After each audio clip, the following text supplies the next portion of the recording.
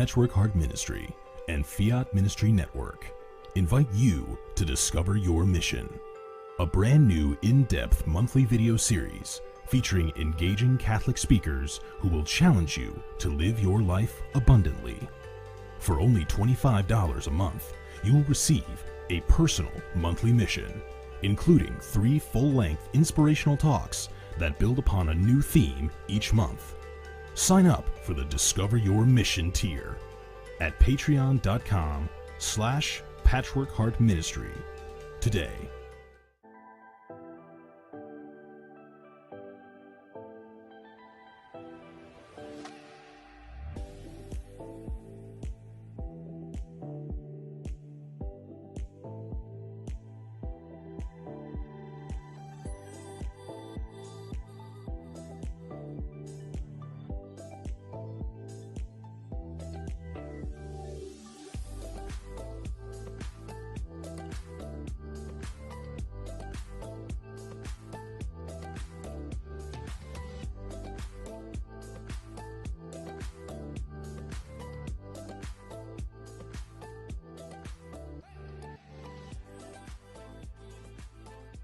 Fiat Ministry Network and Patchwork Heart Ministry present Journeys in Faith. Now, here's Andy Santis.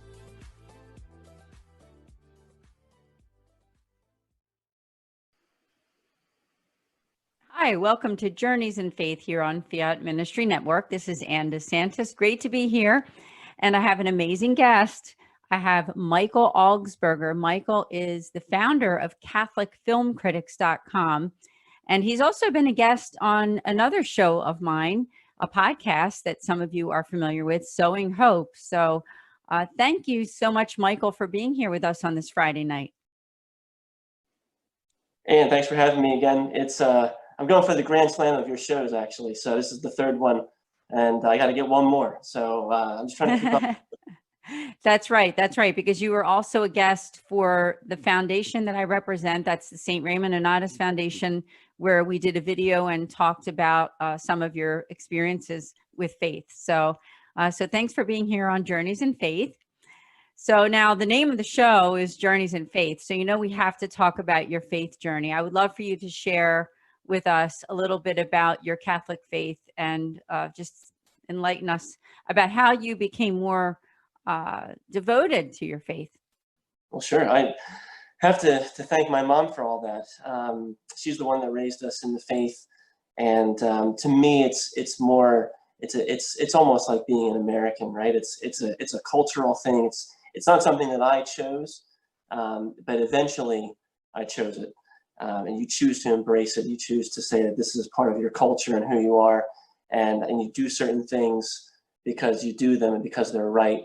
And that marks the week, or it marks the day, however you choose to go to Mass, and it marks your morals because it provides the right moral framework that you've chosen.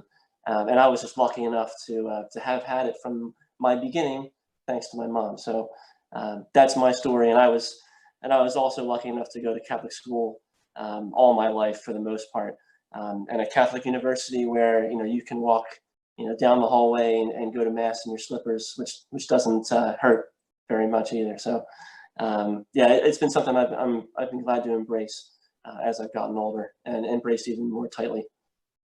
I remember the story that you said before on our other podcast about going to Mass in your slippers at Catholic University. So it's a nice image for all of us, because as parents, we hope that when our kids go off to college that they will remember their faith and remember to get to Mass. So I'm glad that you stuck with your faith, and you sure do have a lot to share with us, because not only do you have a career in finance and have done so well with that, and we want to hear about that too, and also you're being the founder of CatholicFilmCritics.com. Why don't we start out with anything else that you want to share about your family life, or even about the work that you're doing full time? Sure.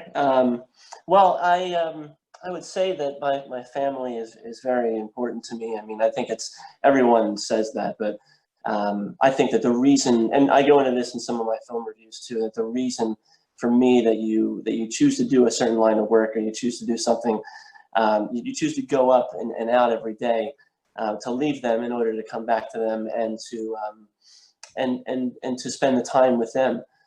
So you never forget the reason that you do certain things, and that's always been very important to me. My family grew up on both sides of the Atlantic, right? So my mother's side was here in the States, my father was over in Germany and in Europe, and so that's sort of I guess the two coasts it's a good descriptor of my family life and what's important to me. So that's where that comes from, and then Catholic Film Critics is something that I started out pursuing as a passion project, and hopefully it will become more than that. But yeah, I also, of course, have worked in finance for a while, and that's my background. Yeah, that's incredible. I know that you're a busy person, and I just commend you for all the great work that you're doing. I always love when we host people of all ages on this show, but it's really an honor to host people who are more in that millennial age bracket, because we hear so much that people in your age category, I know you're in your early 30s, aren't quite as devoted to their faith and getting to Mass and making the Catholic faith really a part of who they are and wanting to celebrate it. So I just congratulate you that it is so important to you. And I know that's one reason why you've founded CatholicFilmCritics.com. So tell us more about how that started, and how did that love of film, and also about being able to look at it with the mind's eye of your faith, because I know that's why you really decided to do this. I grew up, I mean, I think we all watch movies from time to time, and some of us take it a little bit more seriously than others. I grew up basically, my parents were strictly, we didn't have video games for a while. We weren't, I think some of my friends were growing up with TVs in their rooms and things like that. And I kind of would have to sneak around and, if I wanted to watch some movies. And I was able to finally get some personal space and sit down and watch movies just one-on-one, me and the screen. And I always had the headphones in because I didn't want to miss any lines of dialogue and have people talking and chattering. When you grow up with two babies in the house, that can be a little distracting. So that's what led me to really my love of film, because I wanted to be able to experience it and to get all the references, to get the culture, to have the maturity to understand all that and to speak the language. And what I turned to, I think, first of all, was looking at it myself. And second of all, using that and discussing it with people who knew more than me, and reading the reviews. And the ones that I gravitated toward, and I don't know if it was a choice of mine or if it was just what was available, but Roger Ebert's reviews at the Chicago Sun-Times were always available online for free. So I would read them, and Roger Ebert is a Catholic, and he has, not only was he Catholic, but he grew up very entrenched in the faith. I mean, he was an altar boy. He has all those experiences, and he's able to look at it, look at film through a critical lens, but also with that Catholic upbringing. And I really gravitated toward his reviews because he wrote for popular newspapers, and he wrote with that populist view, and he also had the Catholic background. So that's what really led me into my love of film criticism. And I was also at film school, and I realized, I didn't really love all the technical things. I didn't love being behind the camera. I like being in front of the camera, like you.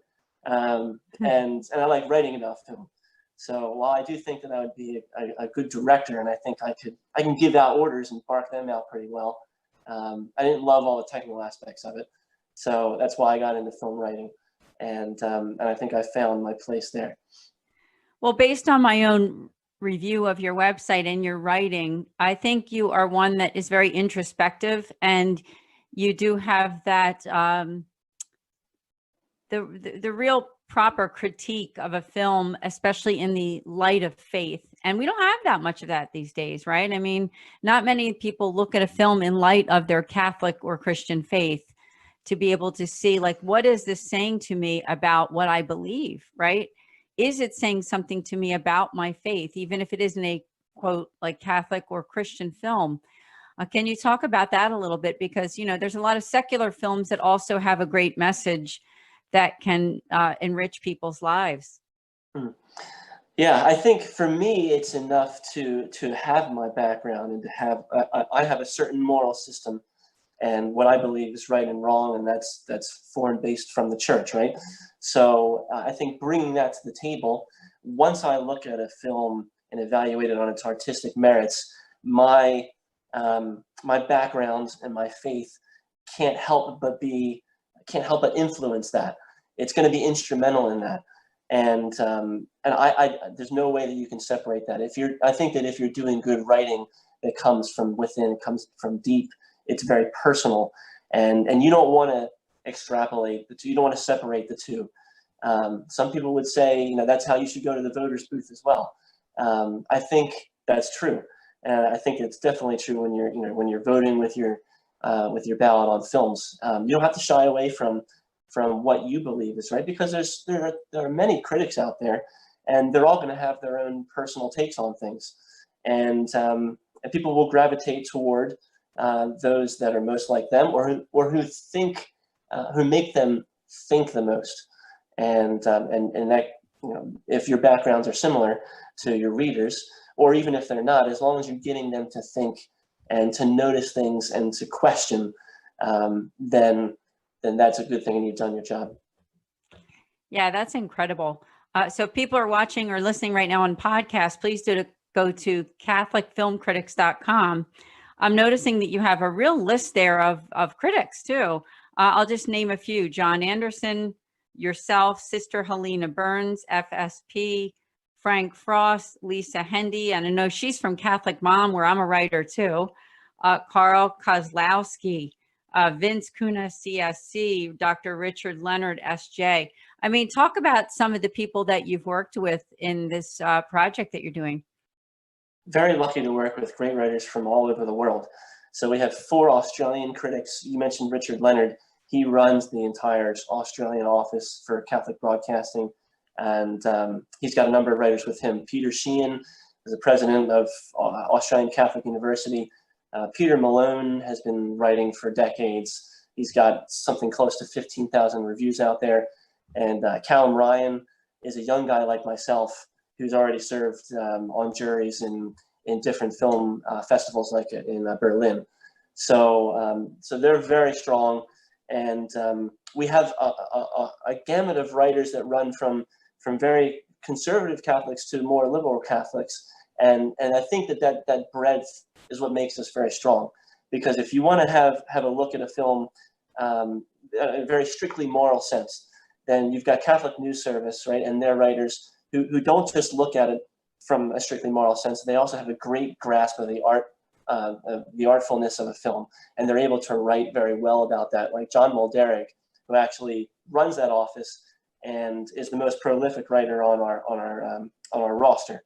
And then you have someone like John Anderson that you mentioned, who writes for the Wall Street Journal, and so he can write very simply a very secular review in the Journal, and then turn and write for America, the Jesuit magazine, which was very Catholic spin on it. So and his eye for things is very perceptive.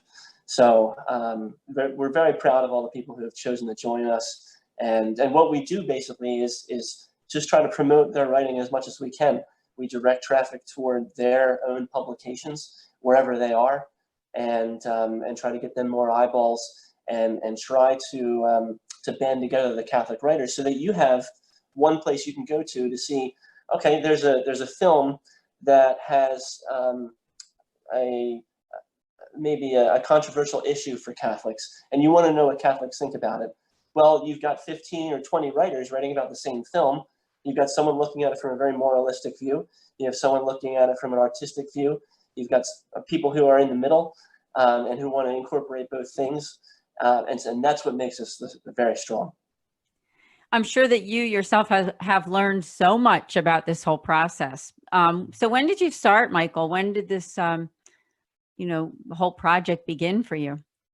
This was, I would say it's probably an epidemic project, right? It was something that I've been writing reviews for a long time. And I think around the time of the epidemic started, I started to look around for Catholic film critic circles, because every city, every major city has a film critic circle where all the professional writers will band together and select the best films of the year. And they also help each other in terms of their careers, and they build each other up. And there's a sense of community there, a professional circle. And not only do cities have them, but also different groups, different ethnic groups, different religious groups, they'll also have a film critic circle. And the Catholics didn't necessarily have something that fit that mold exactly. There were a couple of different things out there, and I saw an opportunity where we could bring them together, all those disparate groups, and figure out a way for them to have one place where they could showcase their reviews, also get eyeballs on their current publications, and where we can award what we think are the best films of the year, and also promote our own professional development, as it were. So everyone on there is a professional critic. They're writing in a very artistic, from an artistic viewpoint. They're evaluating things very critically and are steeped in film knowledge, and yet they're also Catholic, and they have those values, whether they're in the background or whether they're explicit about them in their own writing.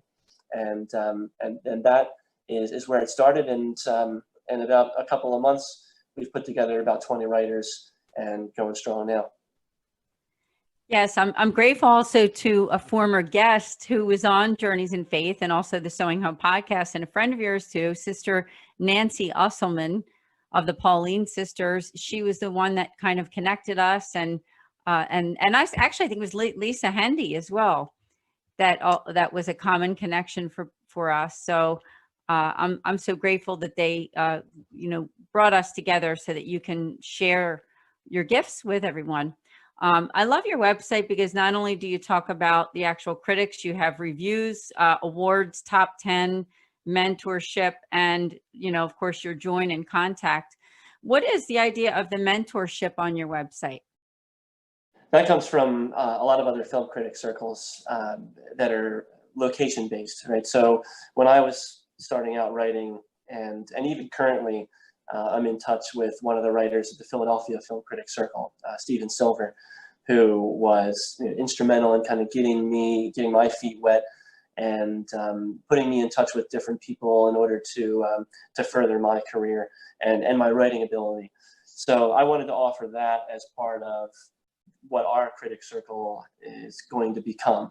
And so there are a number of Catholic universities that have student newspapers, or even Catholic high schools. Even I remember back in the day, we would have film reviews published every month, every week in our student paper.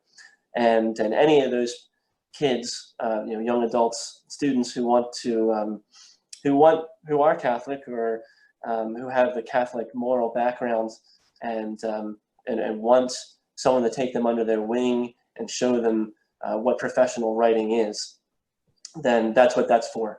And we're very proud of it. The writers were they were encouraging when they heard about it, and everyone's happy to do it. So I'm very proud of that. Yeah, thanks so much for sharing. We have a lot more to talk about. It is time for us to take a short commercial break. So we will see all of you in just a few minutes here on Journeys in Faith.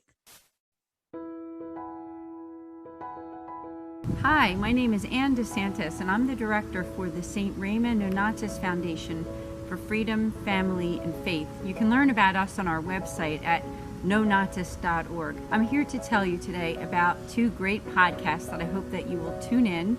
The first Tuesday of every month at 8 o'clock, we have a podcast specifically for Catholics affected by divorce. From 8 to 9 p.m. Eastern, go to Philly Nonatus on YouTube to subscribe. In addition, we also have a podcast the last Thursday of every month. That's also at 8 o'clock Eastern Time for 1 hour. and that one is for families in crisis. We have some really great guests coming up soon, so hope to see you then. Please also consider the fact that you can make spiritual direction appointments with us, with our spiritual moderator. All you need to do is go to our website on the contact form and just reach out to us. We'd be happy to hear from you and look forward to setting up an appointment. So we'd love to connect with you. Please share this video and let people know that we're there for families affected by divorce and also families in crisis. Thank you.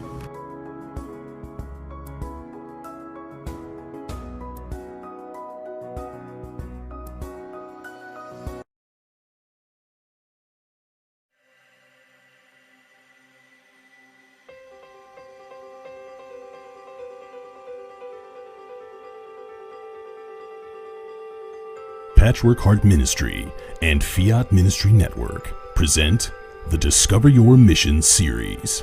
When I was young, in the 1950s, I attended Catholic grammar school and I memorized the Baltimore Catechism. In fact, I think I got an A on all of my tests. I faithfully attended Mass each week, not because I wanted to, but because I was afraid if I didn't, I would suffer eternal damnation. I followed all the rules. I followed my Catholic faith faithfully. But it wasn't until I became a wife and a mother and I began to try and pass my faith on to my children that I realized that everything I knew about Jesus was memorized doctrine. I can't even share with you how I was so rooted in my faith. And I was attending Mass, but I was not present. I was a good man, I was a good father, I was instilling the sacraments into my family. I was definitely not intentional. I was stuck rooted in my faith. But what kind of strength did he have? Jackie did not just have a strength of body or baseball skill. He had a strength inside of his spirit, a courageous meekness that empowered him to play the game. And I tell him what is going on with me, and he's like, oh, okay. And I'm like, no, I think this is like some sort of miracle, dude. And he's like, okay, of course, but I'll believe it when I see it. Honey, you've been trying to quit, and you've been saying this and saying that, and I'm his big line to me is, you shouldn't say things, because I never follow through on them. And so this was week after week, month after month. He is looking at me like, this is a miracle. There is no way that you, on your own, could have done this. In 1 Corinthians chapter 10, verses 16 through 21, St. Paul compares the sacrifice of the Christians to the sacrifice of Israel and then to the sacrifice of the pagans. Paul calls the chalice the blood of Christ, and the bread as participation in the body of Christ, and then warns his listeners that you cannot partake of the table of the Lord and the table of demons at the same time. So in other words, you need to decide, what are you going to participate in? Are you going to participate in the historic Christian idea of the altar of sacrifice, which is in the Eucharist, or not?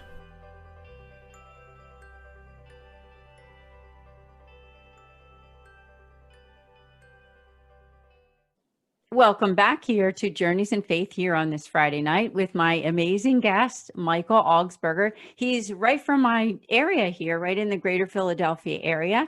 So it's awesome to have you here with us, Michael. And Michael is the founder of CatholicFilmCritics.com. So we were talking a lot about that on the first half.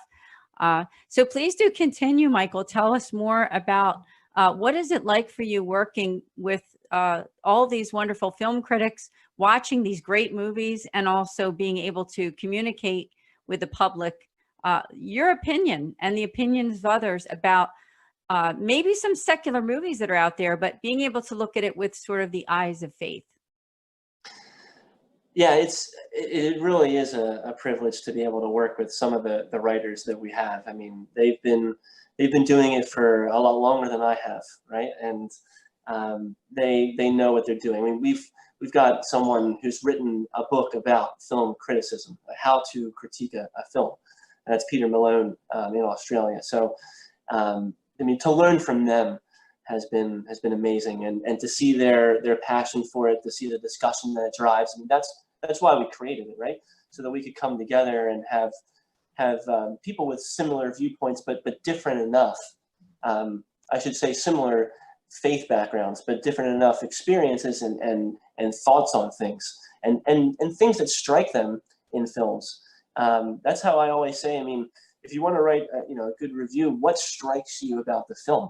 And I'm lucky to be able to put that in writing and have it be broadcast out to people, right?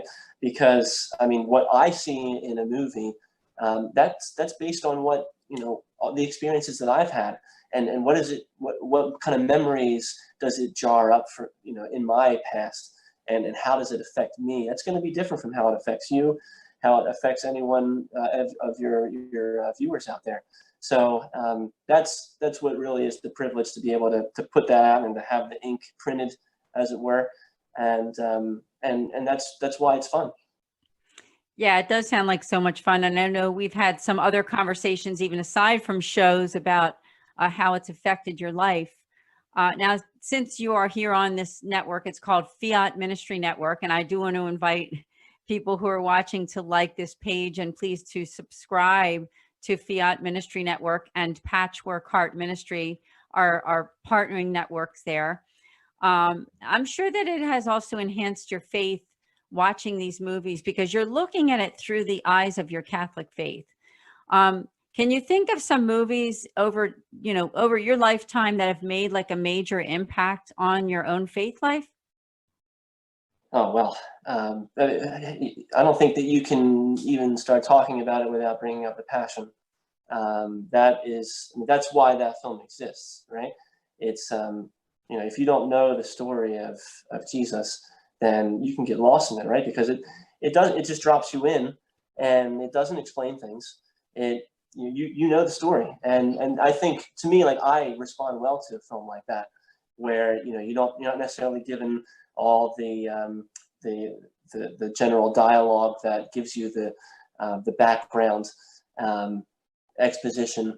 It's more about the action and what it would really be like being there, and that really stood out to me, because I remember one moment where Jesus meets his mother, and the way that was presented in that movie. I've been in Stations of the Cross. I can't tell you how many times we would do it every Friday, like as a baseball team in high school, as whatever athletic team, every Friday in grade school. And, you go through that station, and it's just, it's just another station sometimes, right? You do it so often, you kind of reel it off, just like in Our Father or Hail Mary, without thinking about it. But when you see it presented that way, and you're made to think, what would it be like to meet your own mother on that road, right? And that's where it really gets you. And when you're able to feel it, and you're able to, when it makes you think about your own life and how you would experience it in that moment, then you can really empathize with Jesus, and that's how you have a stronger devotion to what he did for us. Now, thank you for bringing up The Passion, because it came out, I think, in 2005, I believe. Was it 2005? Mel Gibson's, yeah. Yep. And I remember it was just such the most profound movie for so many of us. I have to admit, when I watched it, I wasn't able to keep my eyes open for part of it, because it was just too hard to watch, what was happening to our Lord. But, it all works for the good, though, to draw us in, doesn't it? Are there any other films that you can think of that have made like a very profound impact on your Catholic faith? Another one and this one's not explicitly about Catholic faith. This one does have religion as one of its main themes, and it's Chariots of Fire. They won Best Picture, and it was, I'm an athlete. I love the running story. I get emotional at the Olympics. I think the patriotism of it, and the goal of striving for your best in an athletic pursuit, that really hits me home. And but the message in that is to stand up for what you believe in.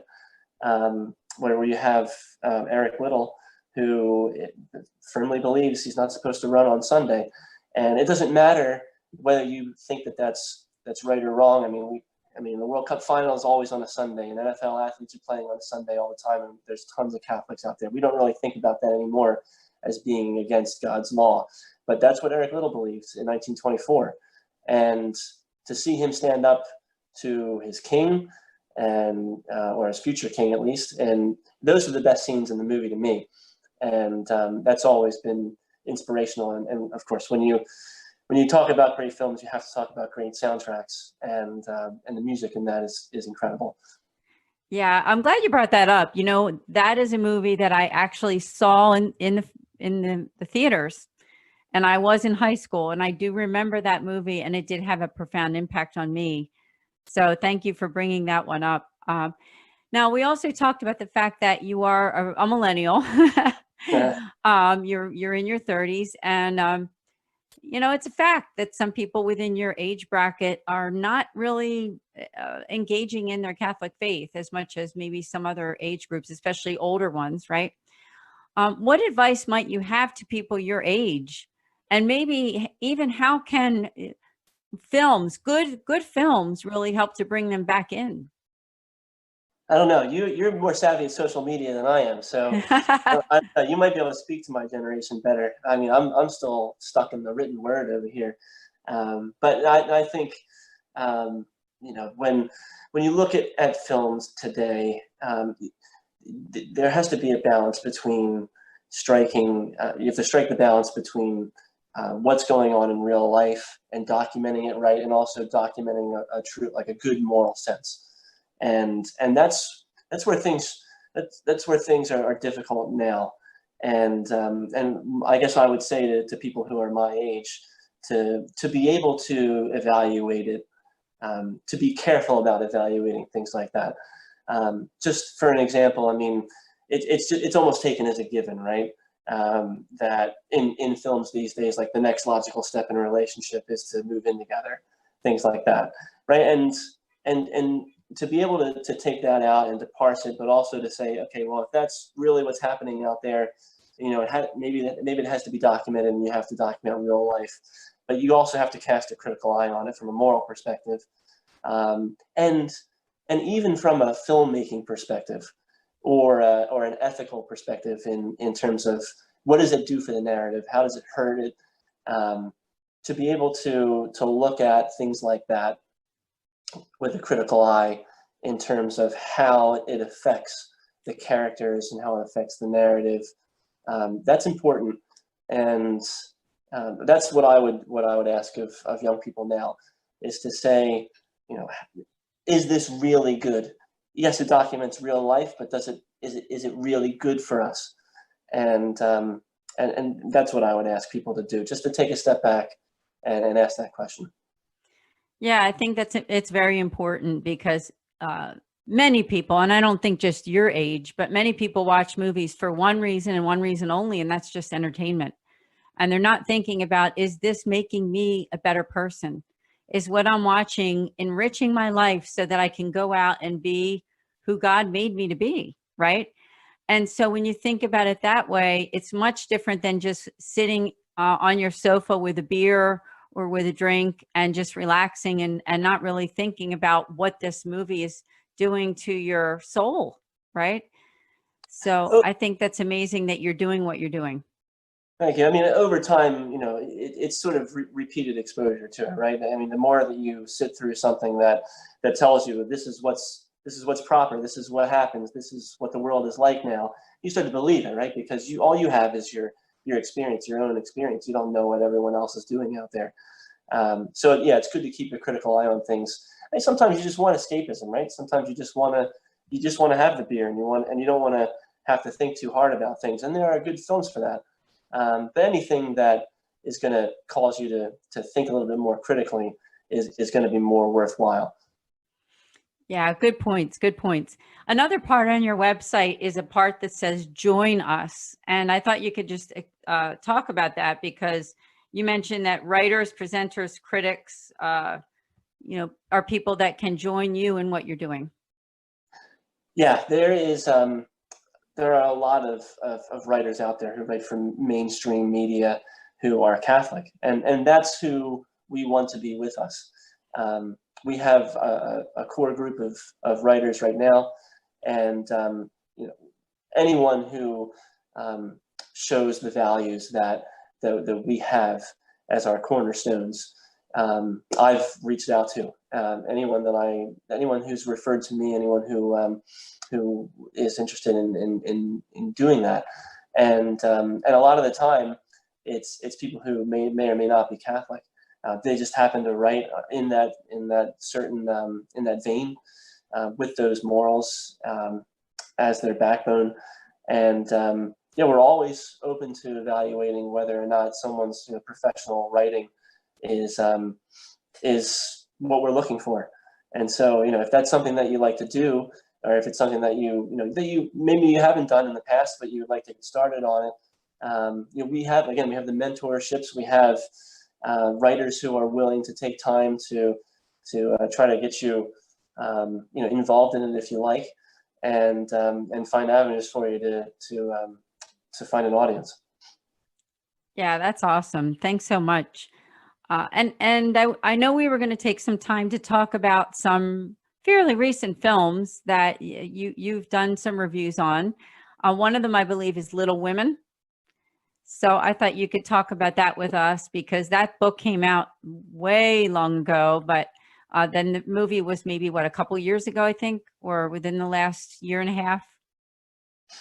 Just last year in the Academy Awards race at the end of the year. So that's right. It was very well received. Greta Gerwig, amazing job directing it. She was on my list of best director nominees. And what was good about it, and why it was made again, is that it contributed more to the conversation today. Whereas in '94 there was another version by Gillian Anderson, and that's the one that kind of stands out in people's minds as the gold standard. And Gerwig added to that. She wanted to present more of a feminist version of it.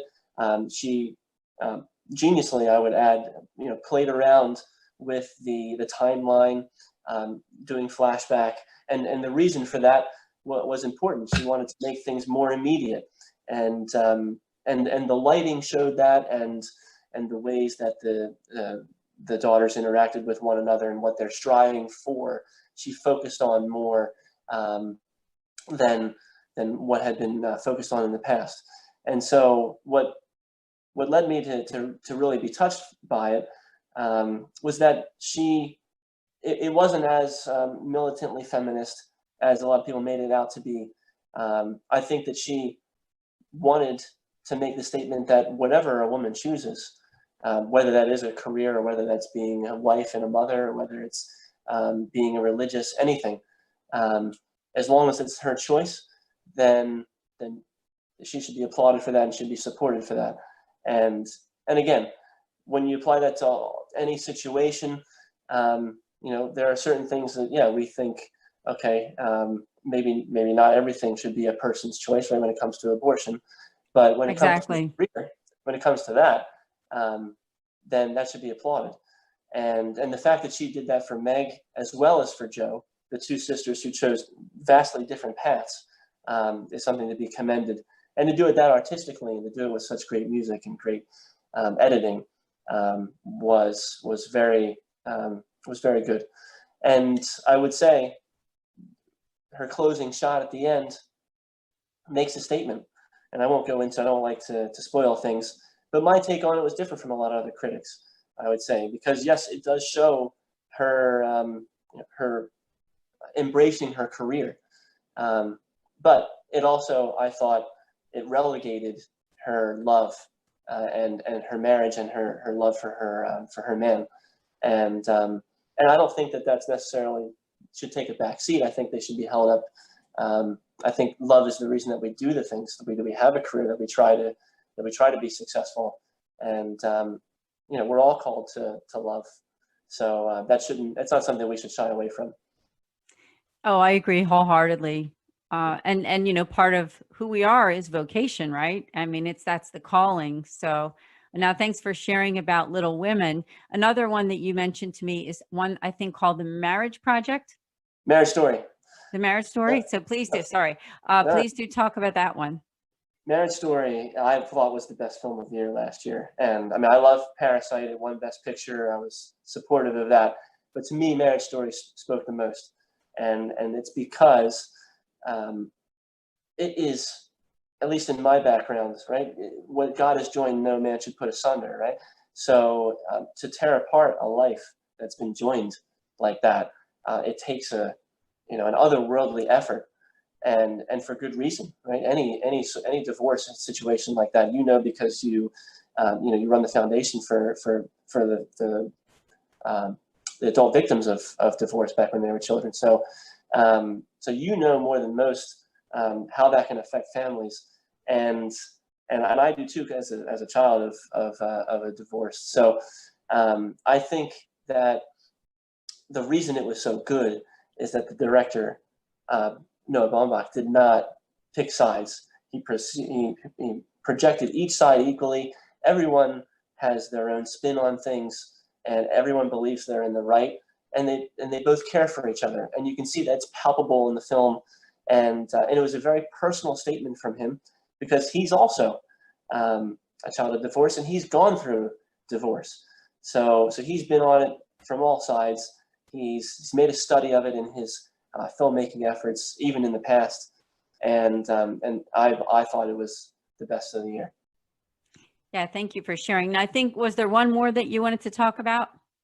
Just if we're going through last year's Academy Award winners, and you really can't ignore 1917, just because it made such a splash, right? It's artistically, technically very laudable, right? It's done so that it looks like it's in one shot. Of course, that's a little bit of movie making magic. It can't exactly be one shot, but it almost is.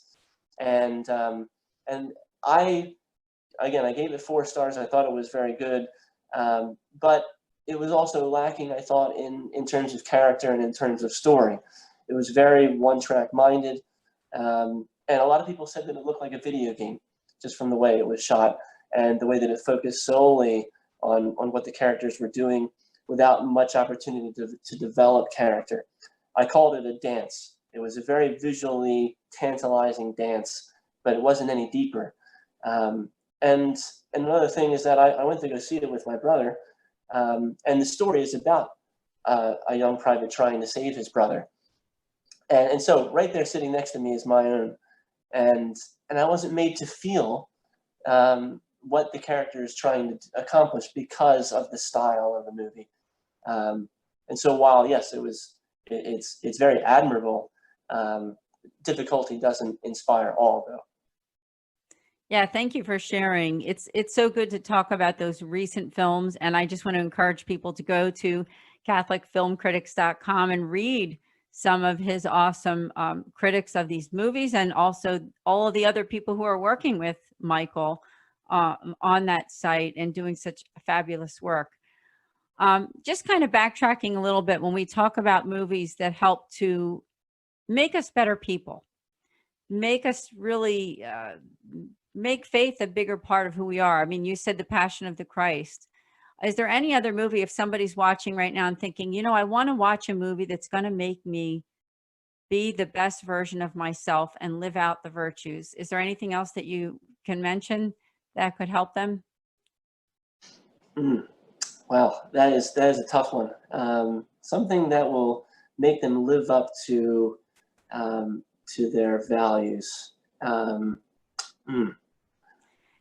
Well, I didn't mean to put you on the spot. So if you can't think of one, don't worry. I'm sure that maybe keep an eye on social media or something. Maybe we can think about it for later on. But if you think about it, I just thought, all of us want to watch something. I think at some point, maybe we want to watch movies that kind of just are there for entertainment. And like you said, there's nothing wrong with that sometimes. But when you can watch something that really will help to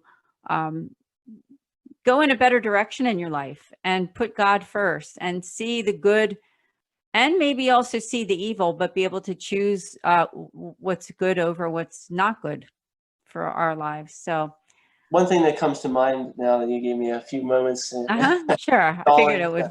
is a Witness, and that's Okay. Peter Weir is one of my favorite directors. 1985. Of course, it's about Philadelphia and it's about the Amish where I grew up, so I'm partial to it.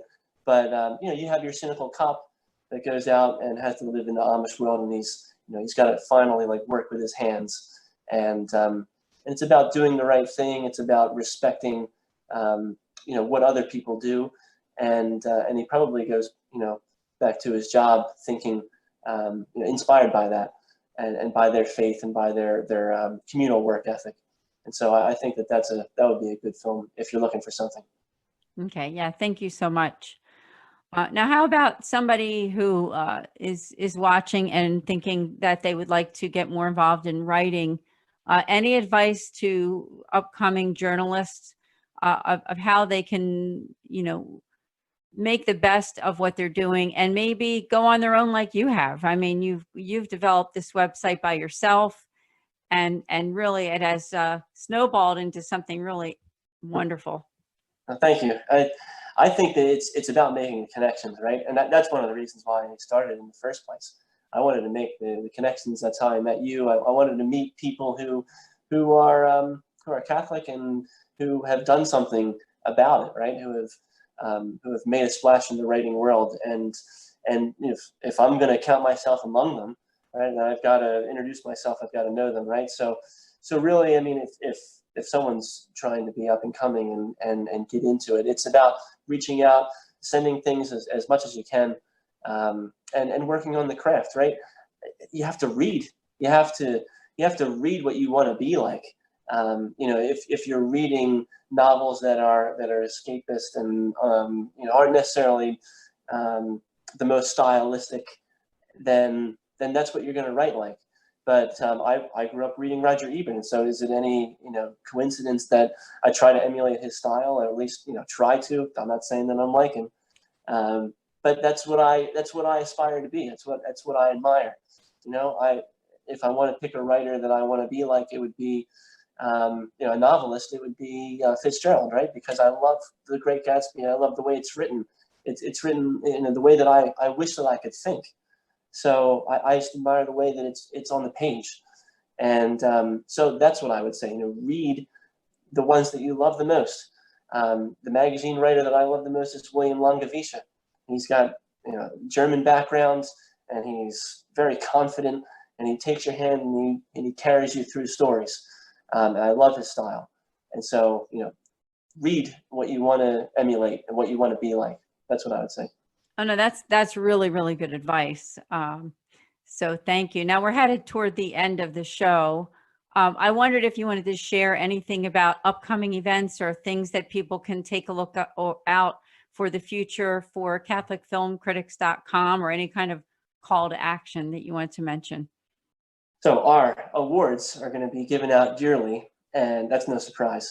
But we're going to be matching the Academy and most of the film world's new schedule for this year because of the pandemic. So normally we would be coming out with our awards in December, first week of January or so.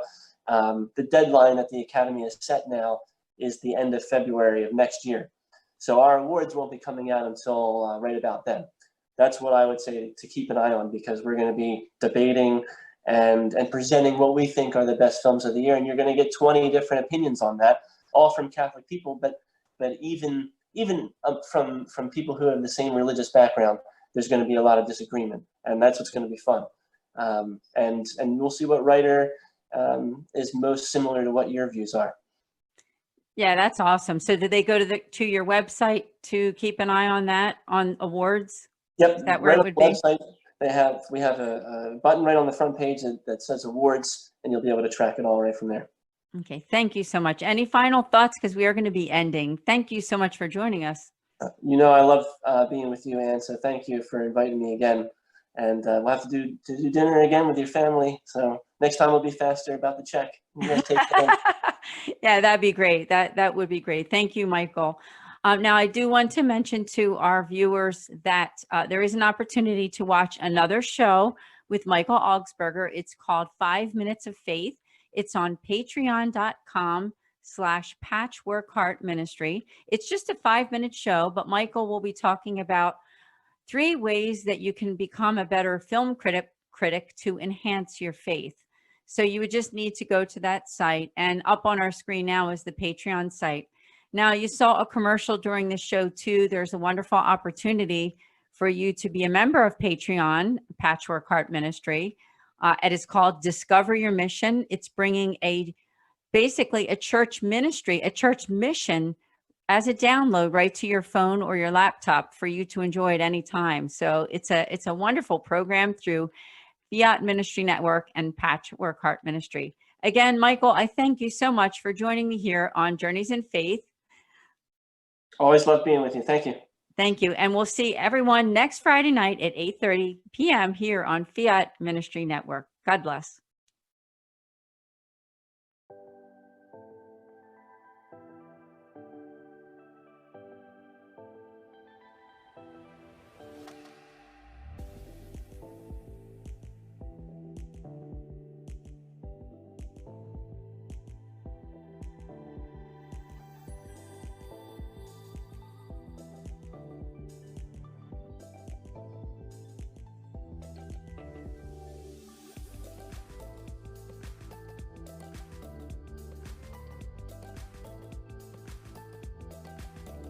Journeys of Faith is a production of Fiat Ministry Network and Patchwork Heart Ministry. For more information about Journeys of Faith, email info@fiatministrynetwork.tv. And be sure to friend, follow, and like us on social media. Just search Journeys in Faith with Ann DeSantis.